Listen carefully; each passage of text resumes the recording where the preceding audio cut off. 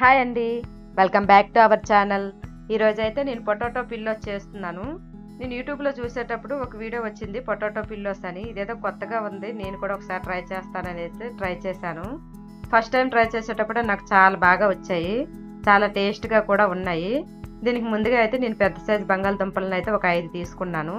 ఈ 5 శుభ్రంగా కడిగి పక్కన పెట్టి పొట్టు తీసుకున్నాను. 5ంటికి పొట్టు తీసి ఇలా చిన్న చిన్న ముక్కలుగా అయితే కట్ చేసుకోవాలి.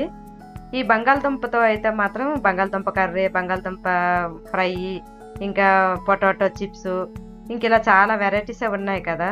పొటాటో పిల్లోస్ కూడా ఇదొక వెరైటీలో ఉందనేసి నేను కూడా ట్రై చేశాను. ఇదైతే చాలా బాగుంది, టేస్ట్ కూడా చాలా బాగున్నాయి. ఇలా చిన్న చిన్న ముక్కలుగా కట్ చేసుకున్నవి ఒక గిన్నె తీసుకొని అందులో వాటర్ వేసుకొని అందులో అయితే ఈ ముక్కలన్నీ ఇలా వేసుకోవాలి.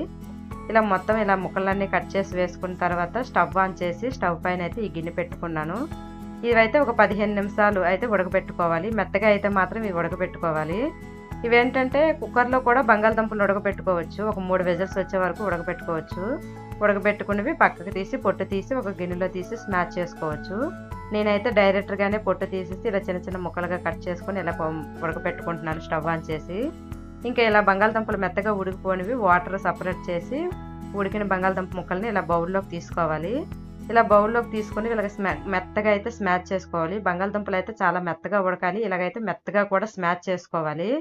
చాలా మెత్తగా చేసుకోవాలి. ఇలా చేసుకుని పక్కన పెట్టుకొని అందులో పిండ్లు కలపాలి కదా. ఈ లోపు అయితే నేను స్టవ్ ఆన్ చేసి కళాయి పెట్టి డీప్ ఫ్రైకి సరిపడా ఆయిల్ అయితే ఇందులో వేసుకుంటున్నాను.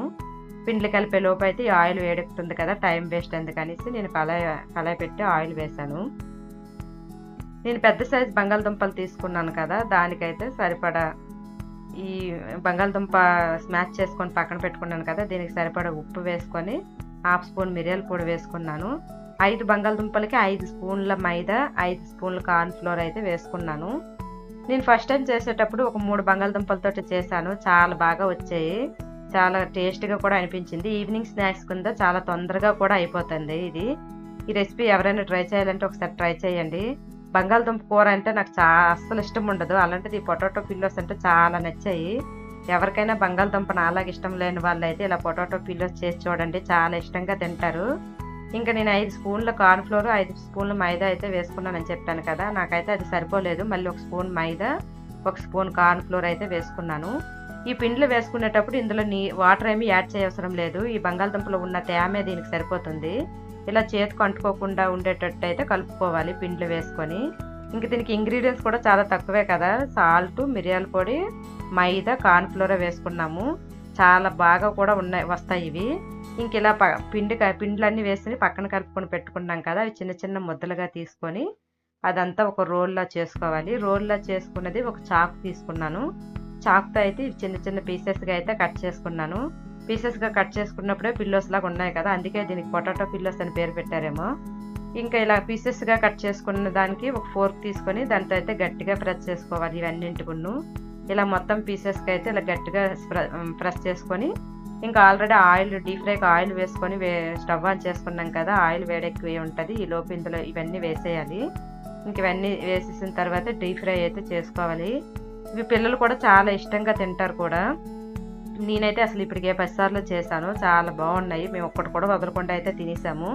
ఎవరైనా ట్రై చేయాలంటే ఒకసారి ట్రై చేయండి, చాలా తొందరగా కూడా ఈ రెసిపీ అయిపోతుంది. ఇంక ఇలా ఇవన్నీ వేసిన తర్వాత గోల్డెన్ బ్రౌన్ వచ్చే వరకు అయితే ఫ్రై చేసుకోవాలి. ఆల్రెడీ బంగాళదుంపలు ఉడకపెట్టుకున్నాం కాబట్టి లోపల ఉడుకుతుందా లేదని భయపడవసరం లేదు. ఇలా బయట గోల్డెన్ బ్రౌన్ వచ్చే వరకు అయితే ఇలా ఫ్రై చేసుకోవాలి. ఇదేంటంటే నేనైతే ఫస్ట్ టైం చేసేటప్పుడే ఒక 3 తీసుకున్నాను, ఇంకా అలా అయితే చాలా ఎక్కువగానే తీసుకొని చేసుకున్నాను. ఇంకా రెండోసారి కూడా ఇలా చిన్న ముద్దలా తీసుకొని ఇలా రోల్లా తీసుకోవాలి. రోల్లా చేసుకొని చిన్న చిన్న పీసెస్గా అయితే కట్ చేసుకొని మళ్ళీ ఫోర్క్తో ప్రెస్ చేసుకోవాలి. ఇవి ఏంటంటే పిల్లలు కూడా చాలా ఇష్టంగా తింటారు. ఇంక ఇవి కూడా సెకండ్ టైం కూడా ఇలా డీప్ ఫ్రై చేసుకోవాలి. మీకు ఏంటంటే ఈ మొత్తం కూడా నేను వీడియో తీసి చూపించాను.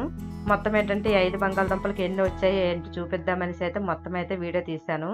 ఇలా సెకండ్ టైం కూడా ఇలా పీసెస్గా కట్ చేసుకొని మళ్ళీ ఫోర్క్తో పెట్టుకొని ప్రెస్ చేసుకొని అన్నీ ఇలా ఆయిల్లో వేసి డీప్ ఫ్రై అయితే చేసుకోవాలి. ఇలా గోల్డెన్ బ్రౌన్ వచ్చిన తర్వాత తీసేయడమే, ఇంకంతేనండి. ఇవైతే చాలా ఈజీ, ఎవరైనా ట్రై చేయాలంటే ఒకసారి తప్పకుండా ట్రై చేయండి, చాలా ఇష్టంగా అయితే తింటారు. నేను 5 పెద్ద సైజు బంగాళదుంపలు తీసుకున్నానని చెప్పాను కదా, 5 పెద్ద సైజు బంగాళదుంపలకైతే ఇన్ని వచ్చాయి పొటాటోస్ పిల్లోస్. ఇవన్నీ మొత్తం 5 బంగాళదుంపలవి కలిపి చూపిస్తున్నాను. ఇంక ఇవైతే టమాటా సాస్తో తింటే చాలా బాగుంటాయి. ఇంక దీనికి ఏం అవసరం లేదు, టమాటా సాస్ ఉంటే చాలు. లోపల కూడా చాలా బాగా ఉడికింది. ఇంకంతేనండి. ఈ వీడియో కనుక మీకు నచ్చినట్టయితే లైక్ చేసి సబ్స్క్రైబ్ చేసుకోండి. Thanks for watching this video.